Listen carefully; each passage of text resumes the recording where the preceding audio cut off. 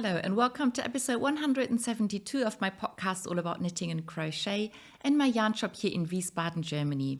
I'm Kiko and today is January 30th, 2023. Today I'm wearing the Baltic summer shawl by Martina Behm as promised. It's a one skein project. This is knit out of 100 gram of sock yarn. It's Opal subscription, Opal abo yarn.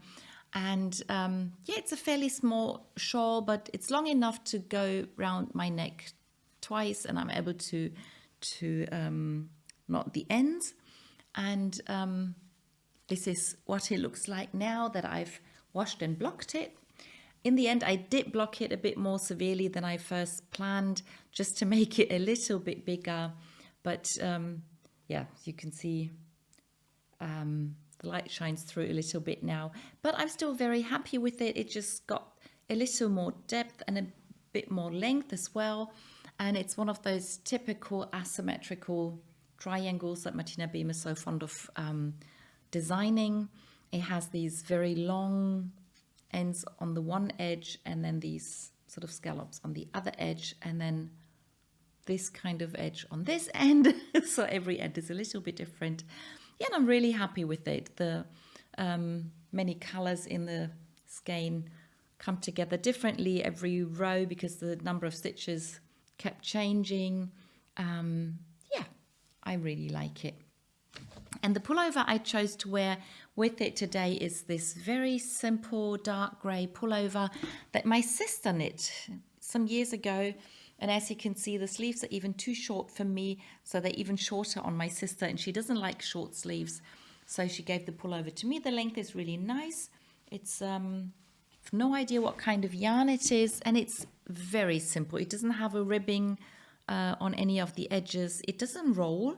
I think there's either some kind of mohair or mohair-like yarn in the mix, so the edges are all very straight. And it's the perfect pullover to pair with a very colorful shawl. So I thought it's a perfect combination to be wearing these two together like this. This is another way of wearing the shawl, not round my neck, but just like round my shoulders like this. And I think with the folded edge like this, it looks quite nice. I like it. So I guess this is how I am going to wear it for this video today. Okay, so much for what I'm wearing. Then on to finished objects. I have three proper finished objects and then another little one. I'll start with the oldest project, I think, are the Yoda mitts. So I had almost finished them last week. There was only one thumb and one finger left to knit. They are out of the Star Wars knitting book, Knitting the Universe, I think. It's linked underneath the video.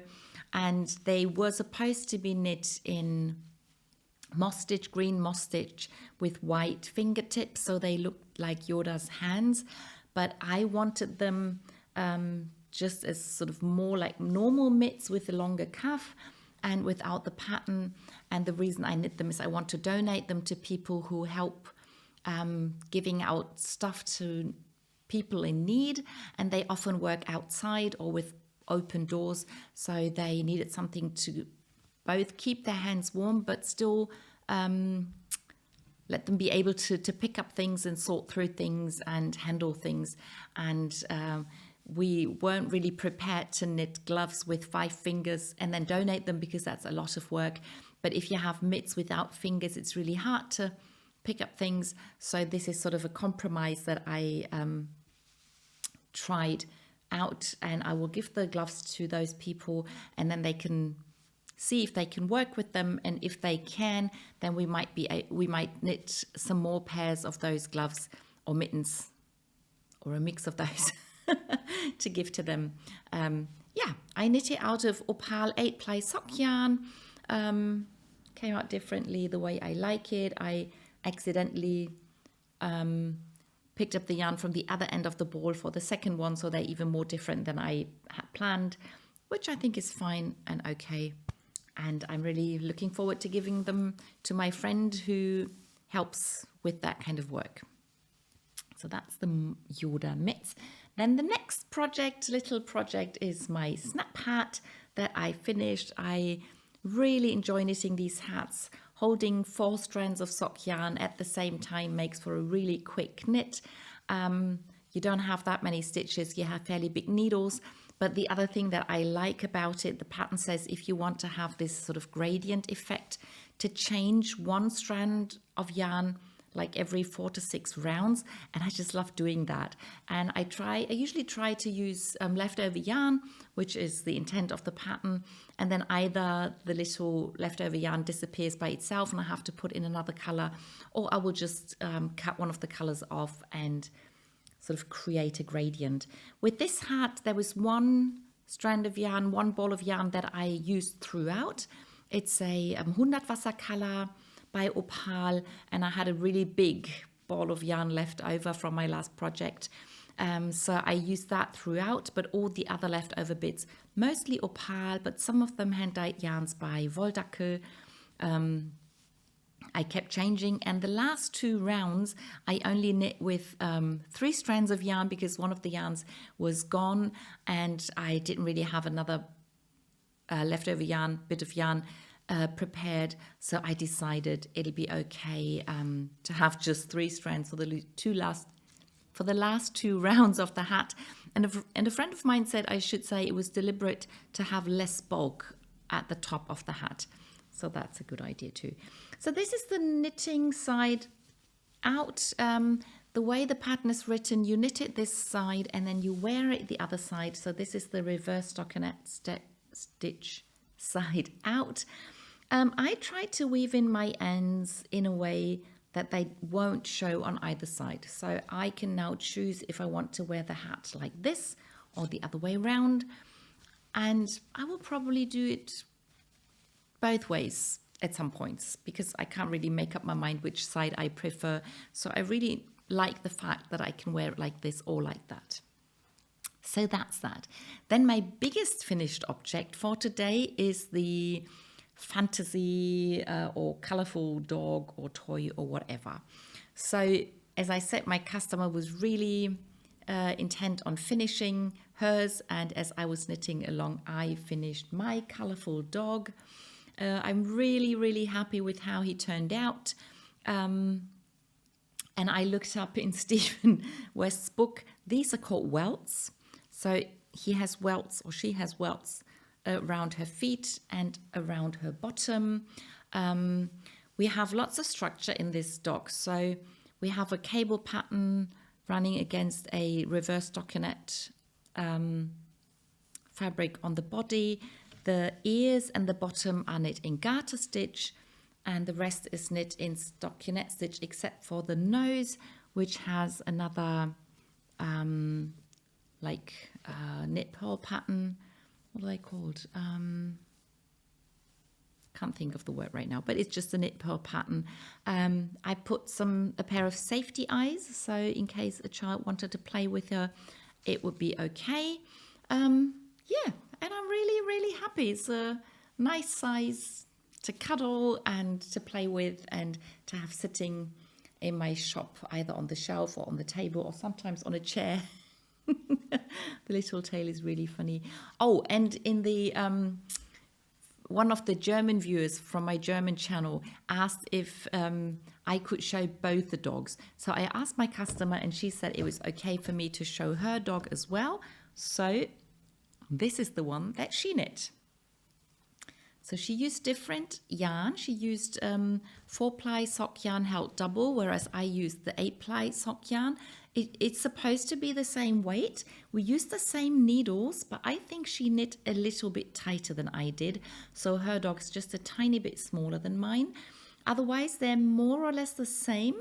The ears have the same mistake because that was my mistake in saying what to do. She deliberately did not knit the welts on the feet because she just wasn't interested in knitting them, but she did do the welt around the bottom. Her tail is knit sideways, which was not intentional, but she didn't mind. Yeah, and she chose to have buttons as eyes. And this is what what the two of them look like together. I think I have a photograph of both of them on my Ravelry page, so you can have another look at them there. And my customer wanted me to ask you which of the dogs you like better. And she promised not to be offended if you prefer mine. And I promised not to be offended if you prefer hers. I think they're both cute and both wonderful. So, but if you want, you can let me know what you think and I will tell her. Yeah, so these are the two colorful dogs. Mine's a bit more colorful. Hers is a bit more sort of quiet in the colors. But I believe they are good friends. And they think they're twins, so. So that's that. And then the last, not quite proper finished object, but finished thing is another dishcloth. So I finished the little dishcloth. I think I started the week before. And yeah, so now I've used up all the 3 balls of yarn. I haven't used up, but I've used all the 3 balls of yarn that I was given for Christmas. Really happy with them. I may make another dishcloth mixing up the leftover yarn, bits of yarn. That'd be fun. And then I will have to start knitting more dishcloths from my old stash yarn, which was the idea when I first started the project. Yeah, but really happy. It's a stitch pattern from the Japanese Knitting Stitch Bible. It's not very difficult, but it's quite effective. And I changed it up a bit too. There's supposed to be some stockinette stitch in between the pattern repeats. And those rounds should have been reverse stockinette stitch instead of garter stitch. But that would have been just too big for this little dishcloth. So I decided to just repeat the garter stitch bit, then repeat the lace stitch, and then do the other garter stitch. I don't need the stockinette or reverse stockinette stitch in the dishcloth. Yeah, that's all the finished object then. Okay, so the first project should be the knee-high socks, but I must have left them at home because I can't find them. I can't find it. I finished the next pattern that I wanted to do, and I even knit the heel. I was really proud of getting that far, and I wanted to show you lots of heels today, but unfortunately I can't show you the first one.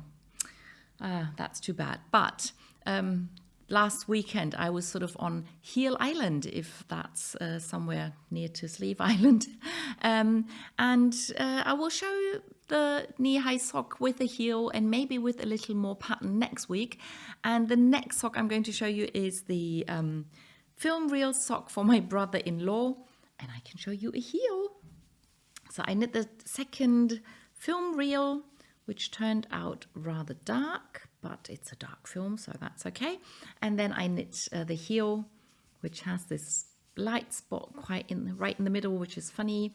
And I continue knitting the white stripe, and then I'll have to start the next film. I have to knit 3 of those film reels into the foot, so there's quite a bit of work still to be done, but I have to get a move on because I want to start the next pair. And then the next pair of socks, or the next sock I want to show you, I only finished half a heel. So I almost knit 3 heels last weekend, but with this heel, which is knit out of this opal subscription yarn, very plainly just plain stockinette, the whole sock. It's not even half a heel. I only started the heel. So I guess I got tired of knitting heels and worked on some of the other projects. But this is what I usually do when I knit socks on these tiny circular needles, which are by chiaogoo. I don't like to purl on those needles, and especially I don't like to turn round because with these tiny circulars, you usually have a tiny tip and a somewhat longer tip. And I don't mind the tiny tip in my right hand, but I don't like it in my left hand. And if I knit back and forth and turn the work around, I end up having the tiny one in my left hand, especially with the purl stitches. So I don't enjoy doing that. So which is why I usually grab 2 double pointed needles to knit my heel. And then as soon as the heel's finished, I'll go back to knitting on the tiny circular needle. And that's all the socks I can show you today. But the next project is another sock yarn project, and it's another opal abo yarn, subscription yarn. and it's one of 2 new cast-ons for today, and that's the next pattern battle. So this was another project that I knit out of Opal's subscription yarn, and with every box that we get, one person over on Ravelry picks 3 balls of yarn, and then we can select, or we can vote for the favorite color, and that ball of yarn is the color for the pattern battle. And then everybody who wants to take part has to knit with the same color, but has to knit a different pattern than everybody else. So this was September's parcel, and this is from December's. That was the last Opal subscription and parcel that we received, and this was the color that was chosen for the pattern battle. And I had signed up with the pattern for a pair of mittens by Jorge Locatelli. It's called Pay It Forward, and it has this sort of, it has a little bit of a pattern on the mittens, and this is what the pattern looks like. This is what my beginning of the mitten looks like. The pattern calls for either 2.0 millimeter needle or 2.25 millimeter needles, depending on what size you want to knit. And I wanted to knit the smaller size and chose the 2.0 needles. But as I do tend to knit very tightly, I think they are coming out even smaller than I expected. So I will most probably not keep these mittens, but give them away. And right now I'm not quite sure whether I'm going to knit full mittens or I will knit fingerless mittens. That will probably depend on who I give those to. If I can decide, or if someone says she wants them before I finish, we can talk about how I am going to knit them. Otherwise, I'll just decide for myself once I get there. I decided to knit the cuff a little shorter than the pattern calls for because they are so small. The pattern says, I think, to repeat this, the pattern repeat, I think 6 times, which would make for a really long cuff, and then start with the thumb increases. I only did 3 pattern repeats, and I've started the thumb increases. Haven't done very many yet, but the palm of the hand will be without pattern, and the pattern will only run along the back of the hand. Yeah, but I enjoy knitting it. The pattern is fairly simple. It's a free pattern. It's a very nice pattern, and as usual with Jorge Locatelli, it's well written, easy to follow. So yeah, started the next pattern battle. Then what's next? Oh, I continued knitting on the little dinosaur skeleton loop that I am going to knit for my cousin's little son, and I finished the first square.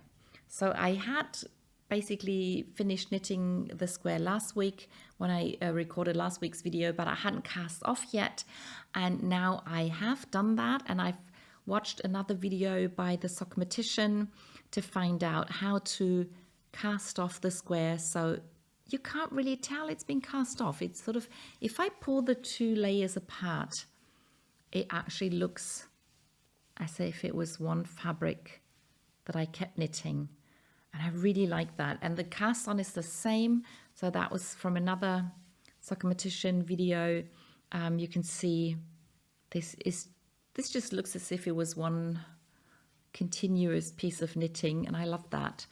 So that was the cast on, that's the cast off. Yeah, so first square finished. I weighed my yarn and I used up less than half a ball of yarn for the first square, which means I can do another square in those 2 colors and another square in those 2 colors. I started with the turquoise and white, so I did the same magical cast on, and then I've just started the pattern. So if this is the tail of the dinosaur that just started here or here. Yeah, and the plan is to have 3 dinosaurs sort of running after one another in a circle. Not quite sure yet how to sew those pieces together, but I will try and do it in a way that's as invisible as possible so that he can wear the loop scarf this way out or that way out. Yeah, very happy with that. Then on to pullovers, jumpers and cardigans and such. I told you that when I start the yoke of the Dreamcatcher pullover, that's what I call it. It's where I knit those two sleeves. So this is my main color. The blue-gray is this yarn. That's one of my contrast colors. And then I use the dark red as the third contrast colors. I think the pattern calls for 4 colors. And now I'm going to show you the pattern again, the way it's in the book. So it's this book. I don't know what the English name is, but there's supposed to be an English version. I think I link it underneath the video so you can have a look there. So this is what the pattern looks like in the book. It's either this or that. And the 2 colors down here, I chose to use the same color because my yarn has several colors in it. So I thought I can use that for both those 2 colors, and the light blue in this pullover or the turquoise in this pullover. That's where I use the dark red. And instead of knitting the back and front up to here and then knitting the yoke holding all the stitches together, I decided to cast on those stitches here or underneath the pattern here with a provisional cast on, and then I'm going to knit the yoke first, and when that's finished I'm going to sew the sleeves in Kitchener stitch to the yoke so I can see how long the pullover is going to be and how long the sleeves are going to be to make sure they fit properly, and then I can pick up the stitches and knit downward.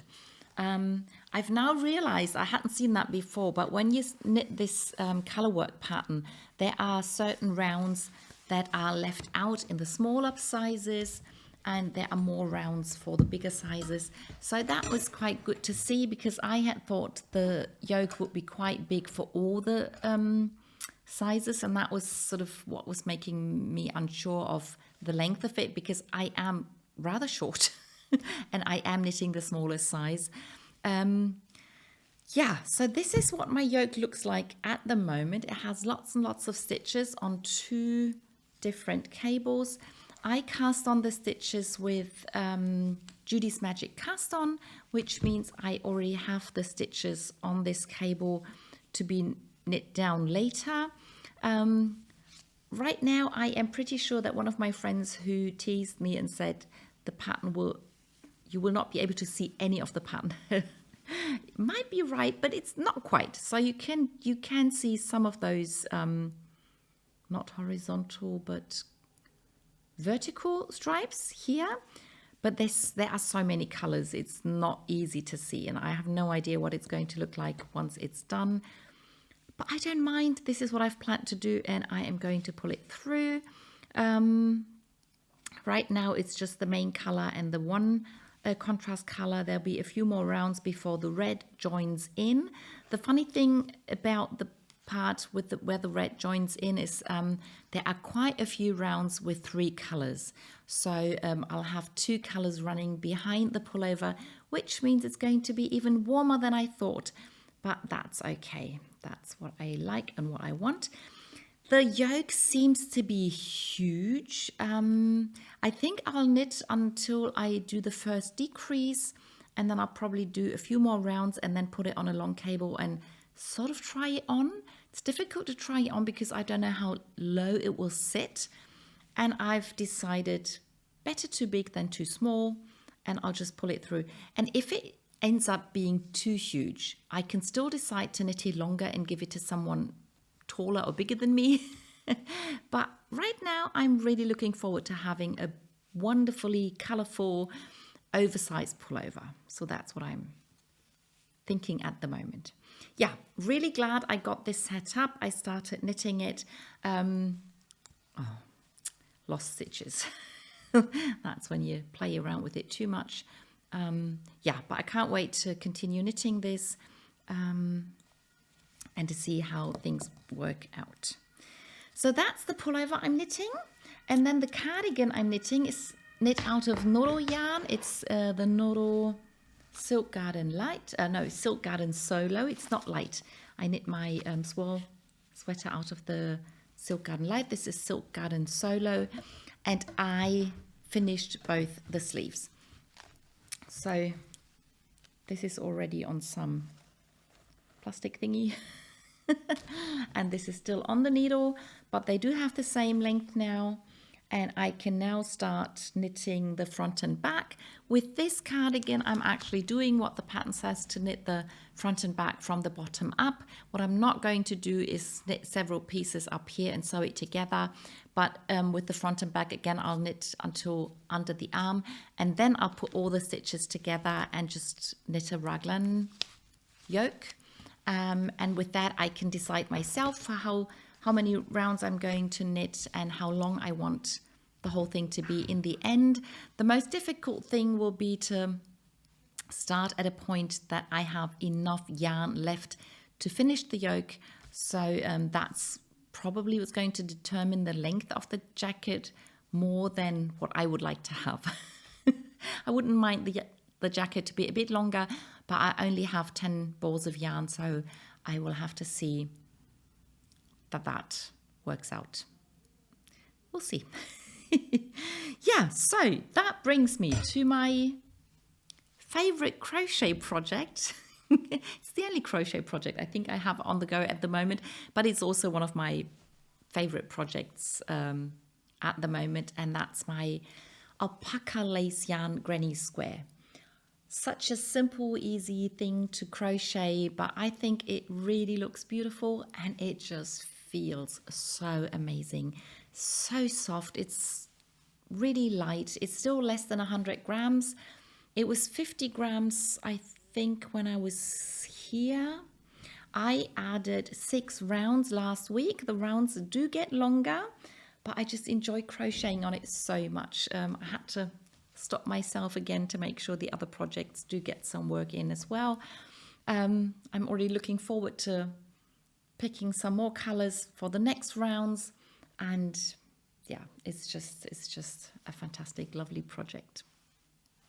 And the last project I'm going to show you today is another square, and it's another Viva Vittoria square. I did want to do at least one more square before the time's up that we can send in the squares. I think they have to get to Darmstadt on February 20th at the latest, so there is still a little bit of time.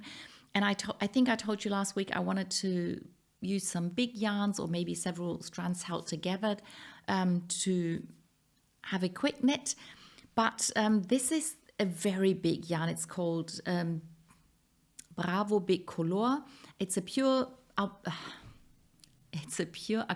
yarn, so it's rather not expensive, but I thought it was too big. I thought if I knit a square or crochet a square that was that big, they probably wouldn't find other squares to go with it, because they always put 4 squares together and sew them together. But then one of my customers who was here last week told me that she'd been to Darmstadt and helped sew pieces together, and she told me that they had several or a lot of squares that were rather thick and knit with big yarn, so it's no problem to use this for a square.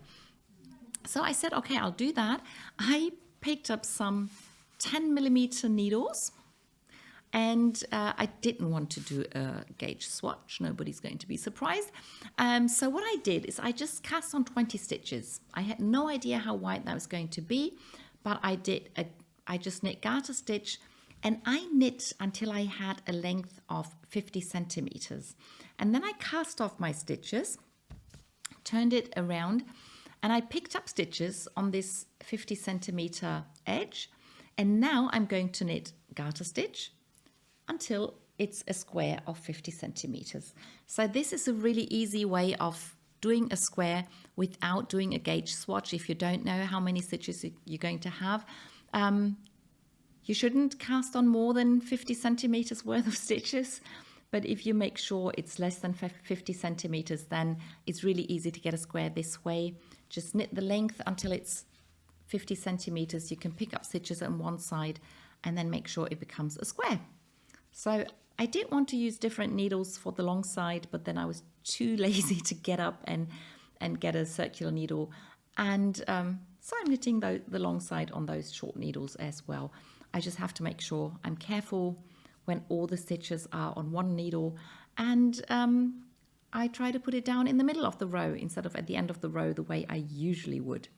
I'm pretty sure that one ball, which has 200 grams, is not going to be enough. So I have another ball picked out in a slightly different color, which matches this color. And then I hope to be able to show you the finished square next week. So that was everything I knit and crocheted last week, except for the knee-high sock that I couldn't show you. I hope you enjoyed the video, and I'll see you in the next one. Bye!